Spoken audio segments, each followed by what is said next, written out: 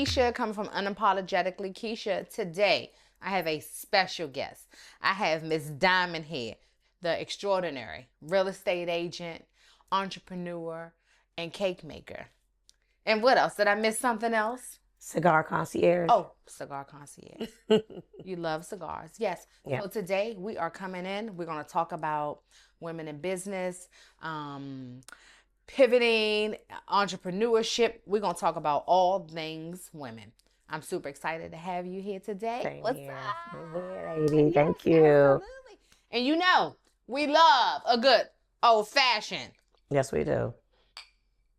Sorry about the big ice, but oh, it's amazing. Absolutely. What's up? How you First, feeling? let me just say congrats on you and your podcast. Thank you so much. Thank you so much. This is not new for me, but this is new for me. I'm definitely enjoying the space that I am currently in. I love it.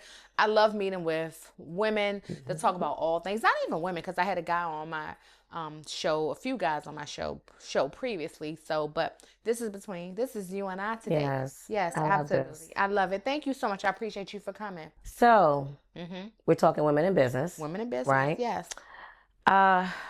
Where should we start? Like we talk about a lot of things. We talk about a lot of things. We talk about mental health awareness. We talk about business. We talk about money. We talk about evolving, helping each other, growing with each other, evolving, helping each other evolve. We talk about all these things. Yes. When we're just having normal conversation. Right. But today is big for me because as we get into women in business and we have the conversation, I share with you that, again, I had a huge government contract. I had multiple government contracts, and then when the new administration came in, I was pushed to the side, being a small business as well as a minority business owner. A lot of my opportunities got pushed to the side, so I had to pivot and move from the federal government space, winning multi-million dollar contracts, to pivot into now I'm an employee doing a 9-to-5.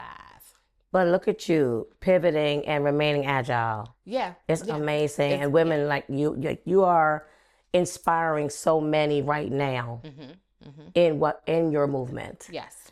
Thank you. We talk about, when we talk about women in business, my groundwork was not easy. I started literally at the bottom. And in uncertain times, such as what we're living in right now, there's such a demand on jobs, and people are uncertain about whether they'll become homeowners and if they can continue to thrive in this industry and survive this economic shift that's happening right now. Because it is a shift. Right. Yes, it's a shift. Right.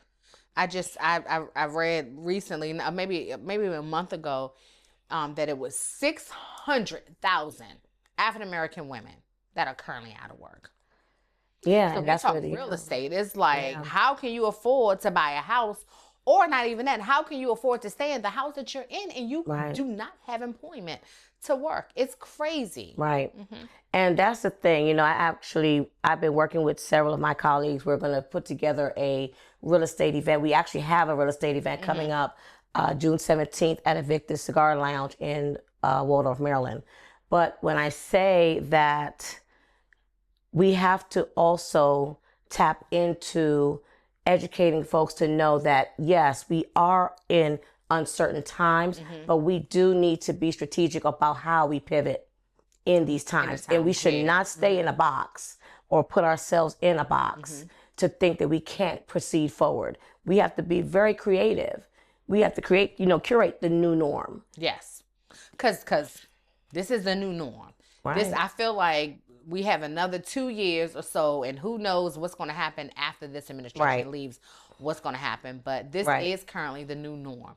And I love the word. I use it a lot. Pivot. Pivot. You have to pivot. And remain agile. And remain agile.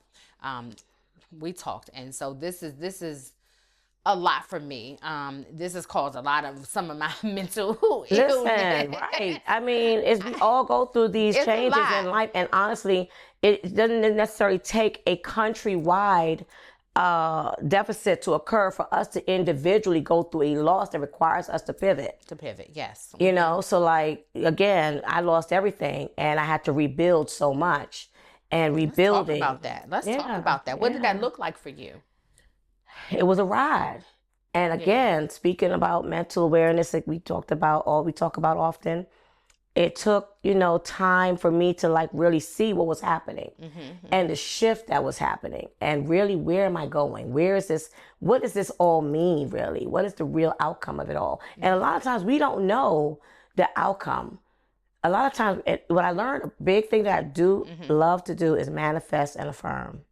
You have to. That has been a major piece of success for me, even in the hardest times, is being able to manifest and affirm exactly what it is that I seek to have in my life, whether it's success, whether it's health, joy, family, love, whatever that may be, manifesting it. I pray. Yeah, and prayer, absolutely. Prayer absolutely. has been my thing. Absolutely. I pray. And we talked, like, I had the government contracts and I was honestly making like $40,000 a month. And I had to leave that to now I'm making maybe 8. So when you talk about pivoting, like, Yeah. sometimes it's good, but for me, it has caused depression. I lived a certain way. I had a certain lifestyle. I mean, we were traveling the world. We were doing all types of things. But then again, the administration changed and they really targeted minority business. And I was one of those business that got targeted, and I lost I lost all of my federal government contracts, to be honest with you. But thank God, I have to praise God. Thank God that I was able to move into a position rather fast.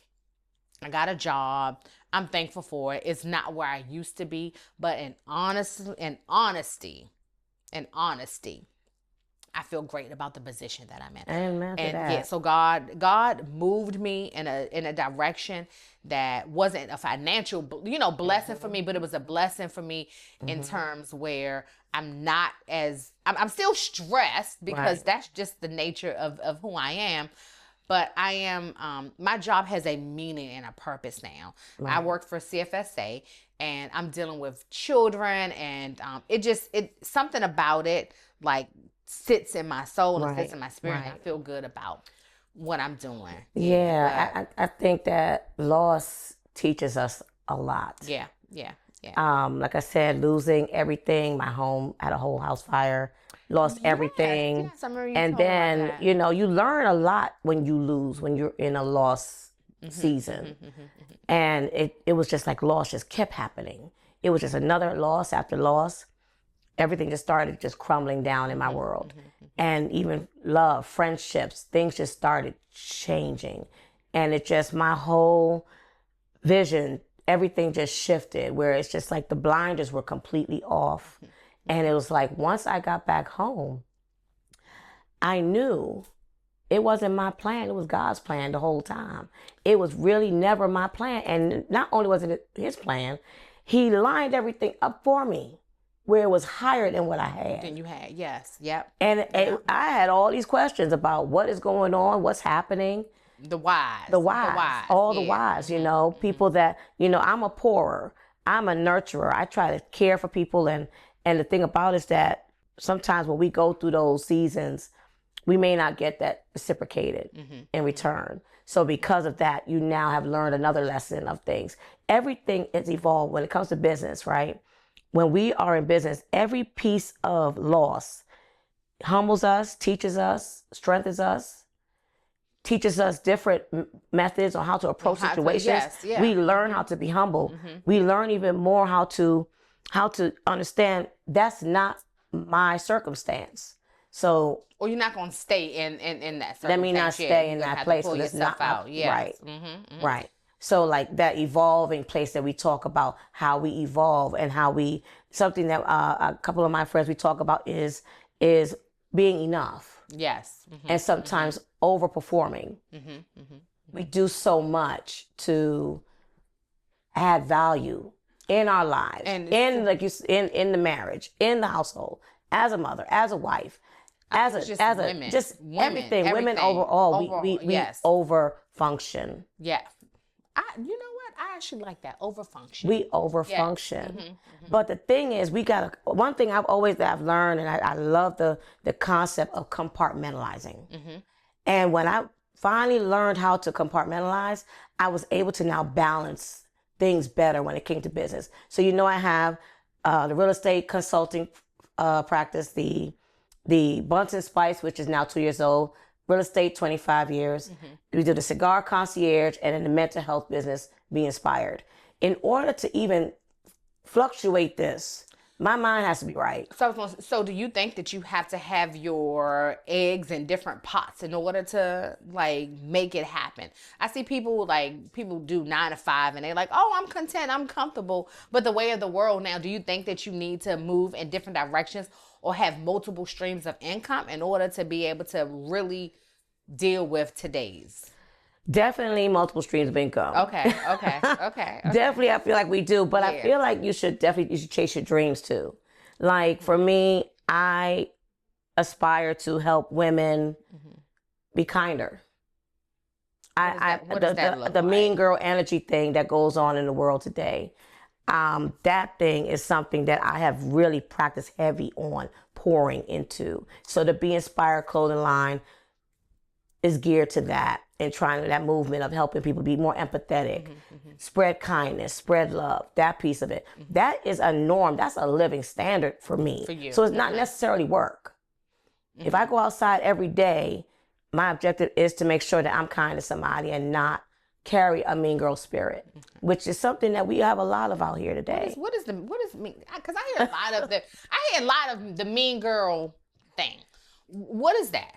I don't deal in mean girl stuff. I don't either. I do not deal with mean girl energy because no, seriously. I don't either. I don't know if y'all know me, but like, well, I manifest. I'm a gangster. But see, I affirm. Mean girl energy. One of my affirmations is to regulate the energies that come in my space. Okay. And I regulate my energy and how I respond to it. And that's an affirmation that I carry with me because you can't control what other people's energies present, but you can control your own. You can control your own. Yes. So with that, I'm going to respond in the method that makes sense for me, that keeps my peace and my joy, that allows me to show up with integrity and every time when I'm in a situation, because people will pull you to it. So guess what I do? When I feel that energy, honestly, I walk away. I've learned at this big grown age to remove myself completely from situations. If it no longer serves me, I take myself out of the equation and I disappear. I'm no longer dealing. I'm almost 50 years old. I am not dealing with no mean girl, the energy, none of that. Again, I'm a business owner. I'm a mother. I'm a wife. Like, I'm a grown woman. So I do not have time to pour into people. Absolutely. That mean no good. Yeah. I guess, we all have strengths that we carry. I feel like I do carry a strength of love. Okay. And so me addressing a mean girl is not necessarily me responding and matching their energy. I'm always going to show the higher level of the better way we should respond as women. Great. And for me, you're not going to shift my space just because of your energy. Good. And I want you to be inspired by that. That's why the business is called Be Inspired.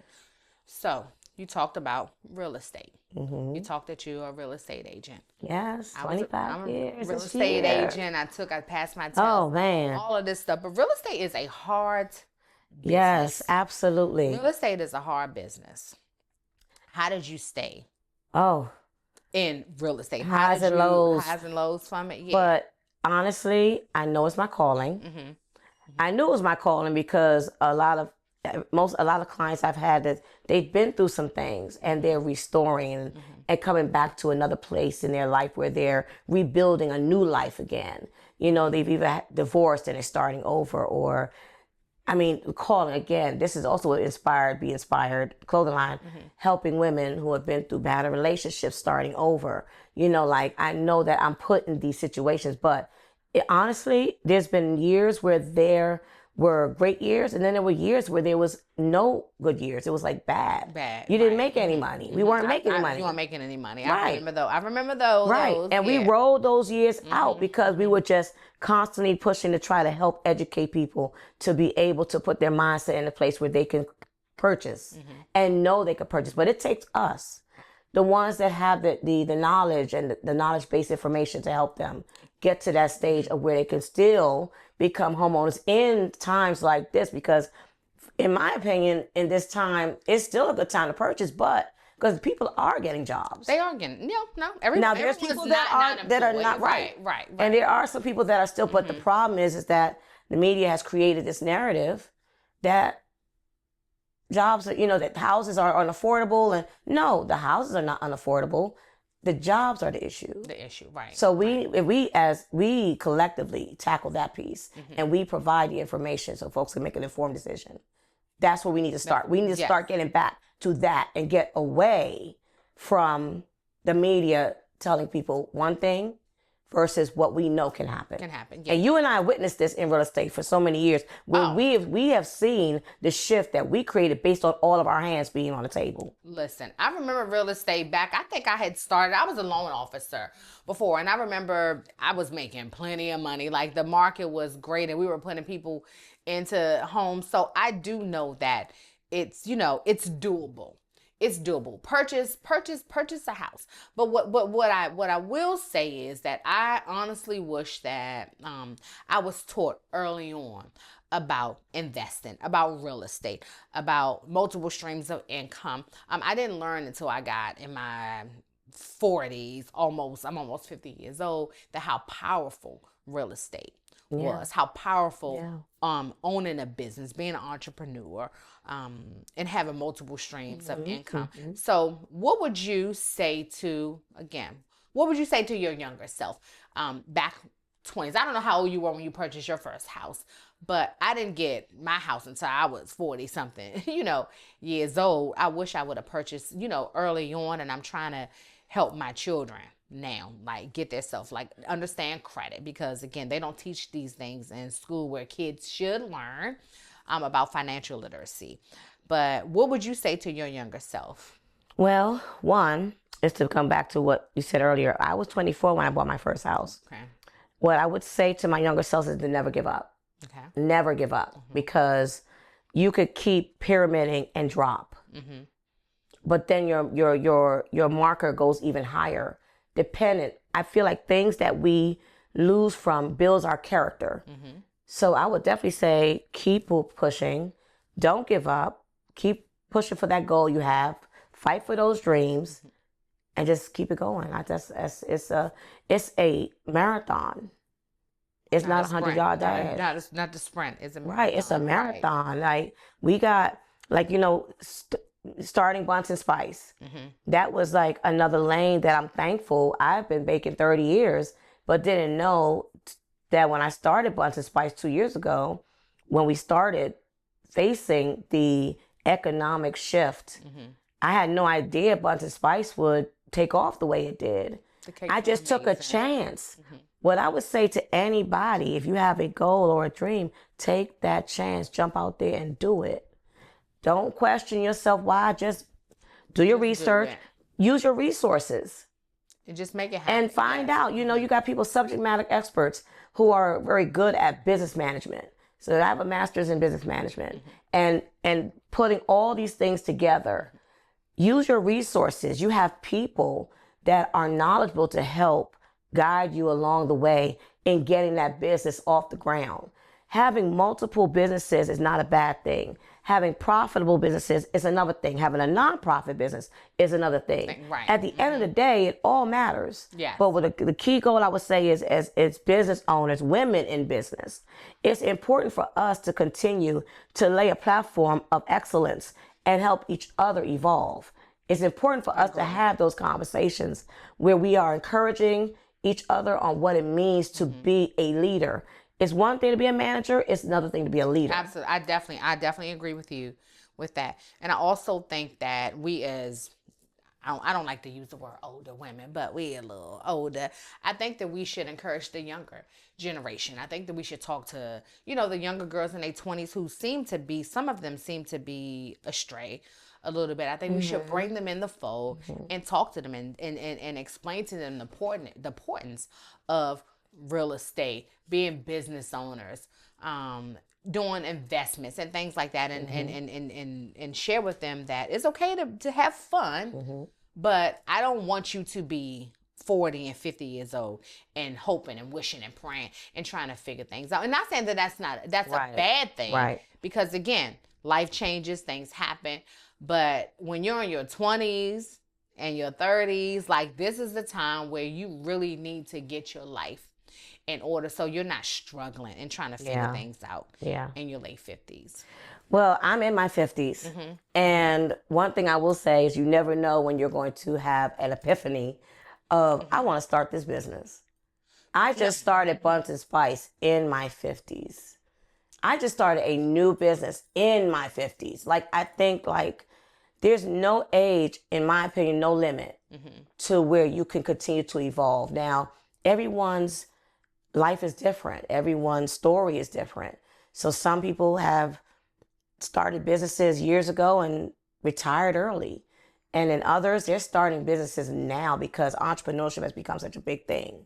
Back in our time, when I was in high school, my family's from Guyana, South America, and we didn't know, they didn't care about entrepreneurship. It was school. I was a hairdresser back in, and I wanted to do hair. I'm a licensed but hairstylist right, too, so but yeah. they wanted us to get a job. The cultural dynamic of things is another thing that we got to consider. Is that they want us to get a job. Nowadays, it is really praised that to have your own business, your own side business, whatever that may be. You may work for a company and have your own side business. But for me, my joy comes from my businesses, not the company. The company. I'm not fulfilled in that perspective. I'm fulfilled every time I put a new homeowner in a house. That's great. I remember. I miss those. I definitely have to get That back is the into most real estate. fulfilling feeling Oh my when you God, sit I down, love you it. give them those keys. Those keys to that house, and they're able to walk into whether or not if it's their first home or their second home. It's an amazing Absolutely. feeling. Yes. That feeling, and then just being able to witness it all, families coming together. They're raising their children in these homes. And to do that for so long, 25 years, it's been amazing. But then also to now tap into other levels. I just think that we should always tap into those callings we have. And whatever that may be. As business owners, we should continue to thrive. We should continue to mentor and be a mentee. And be yes. Because I'm going to tell you. Well, you have to be because we have to learn. Absolutely. From other people. Absolutely. And, yes. and to me, the best leaders were followers. I agree. I surely, even to this day, I listen to some of the most seasoned people, and I'm like this, okay. Because they know something I don't know. Yes. I'm never know enough. And sometimes or too much. Too much. That's what I was going to say. That sometimes we feel as though that we're older and we think that we know too much. But again, I always listen to people. I love being around successful people. Yeah. I've picked up golfing. Oh yeah, great place for real estate conversations. Not even that, but a great place for business conversation. Absolutely. And so I want to be around people who are doing things. Yeah. And if you're not doing something positive with your life, then I want no part of it. Absolutely. I have to be able to learn from you, to grow from you, and I have to be able to pour into people or vice versa. Right. So absolutely. I love women in business. I love entrepreneurship. I love real estate. I love all things investment.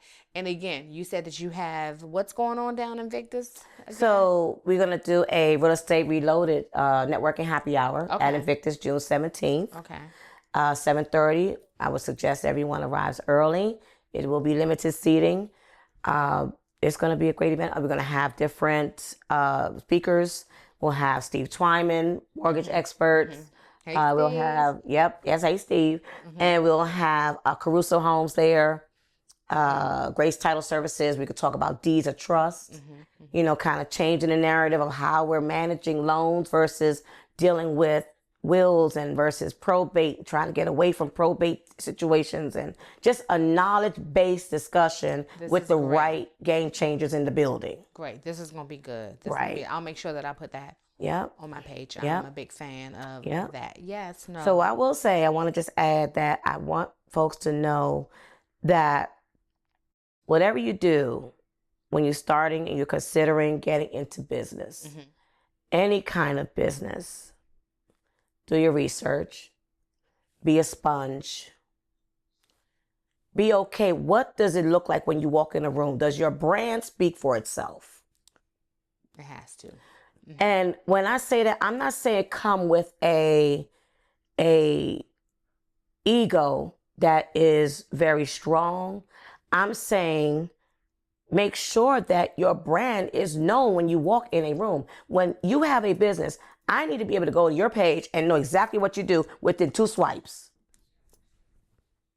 But when I meet folks today, and I'm talking to these young ones and those of you that are starting businesses now, your page needs to illustrate exactly what you do within the first 2 seconds that I'm looking at it, or anyone's looking at it. And if anyone is looking at it, they need to be able to know what you do as soon as they go to your page.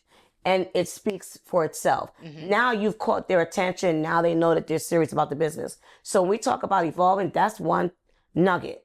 That's a big nugget, especially in today's time where AI is a big thing. Social media platforms are a big thing in business. And these are free tools. Use them. Use them. That we have to evolve and expand our brand awareness. Yes, absolutely. Use it. I'm big for that. Like, I just, I love what I do. But again, I don't like the 9-to-5 thing. I haven't been a 9-to-5 girl in a very long time. I've always been an entrepreneur. I've been a hairstylist for years, so I've been able to make my own schedule. So this is a shift for me, but I do know that I'm going to get back into what I love doing. I love being an entrepreneur. I like making my own schedule. I enjoy teaching people like how to open up a business. I've done that. In the past, like show you how to register, get your LLC, how to get a website, and or even how to win a government contract. So, amazing. This is good. I appreciate this conversation. We're going to continue this conversation offline, but again, I thank you so much. The powerful. Thank you. Diamond, I love you so much. You're a great sister to me. Our offline conversations have done nothing but inspire me. I thank you for being there during that time that I lost my dear girlfriend. You were a great friend to me. And that to me means so much to me. Because that day, honey, I felt like, what silly. Remember, she was remember Oprah Winfrey was in a grocery store trying to get groceries and Silly came and helped her. You were that friend for me that day. So I love you dearly and I appreciate you because that day was traumatic for me. So I thank you and I love you. But can I just say one thing about that? Look at you. Now. I'm still struggling. Hello. I'm still struggling. Ma'am. Grief is real. This is what's happening right now. Yeah, but. This is amazing. I know, but you took it. This is what I'm talking about when I say what loss helps us evolve. Thank you for having me. I just wanted to mention one more thing is that the all white, my all white this year, my annual all white this year is going to be this year in August 1st, Summer en Blanc. And you guys will get the notes later, notifications later. So I do want to thank you for having me here. And thank you. Hope you guys enjoyed the cuisine that we created for.